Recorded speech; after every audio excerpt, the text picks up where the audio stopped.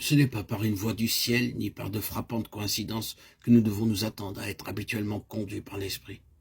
Sans doute, il y a des personnes qui ont eu de ces révélations-là, et il se peut que plus tard, lorsque notre nature sera plus spiritualisée, qu'elle vivra en contact plus habituel avec l'invisible, que nos pensées et nos sentiments deviennent les véhicules conscients de la voix divine, mais c'est à Dieu qu'il faut laisser tout cela.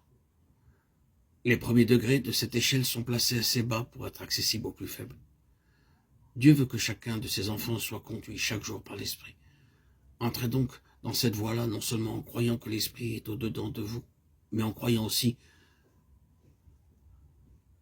que si jusqu'à présent vous n'avez guère joui de cette grâce, désormais il se chargera de ce que vous lui demanderez et lui confierez. Abandonnez-vous sans réserve à votre Dieu. Croyez que Dieu, en agréant votre soumission, vous remet aux soins de l'Esprit.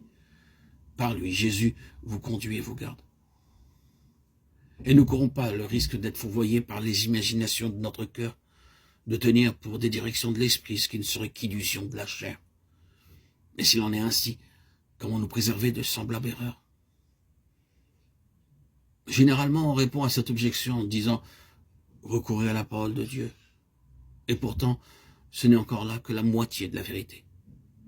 Que de fois on a voulu combattre le fanatisme par la parole de Dieu interprétée par la raison humaine ou par l'Église, faisant ainsi fausse route tout autant que le camp opposé.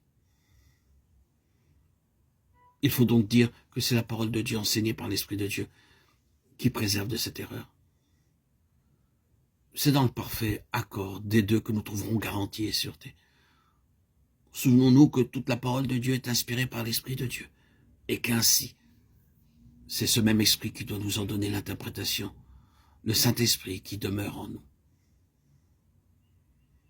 Ce n'est que l'homme spirituel, dont la vie intérieure est sous la domination de l'Esprit, qui peut discerner le sens spirituel de l'Écriture.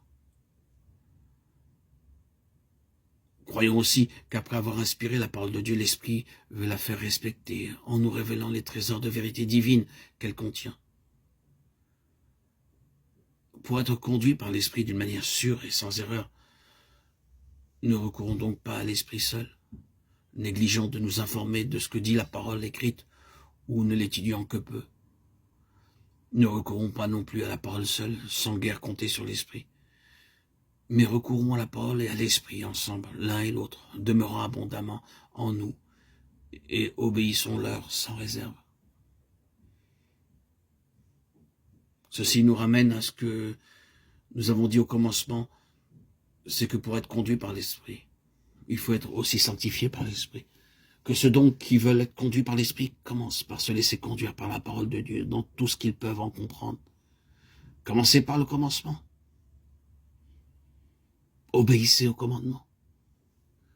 Si vous m'aimez, gardez mes commandements, et je prierai mon Père qui vous donnera l'esprit de vérité. Jean 14, 15, 17.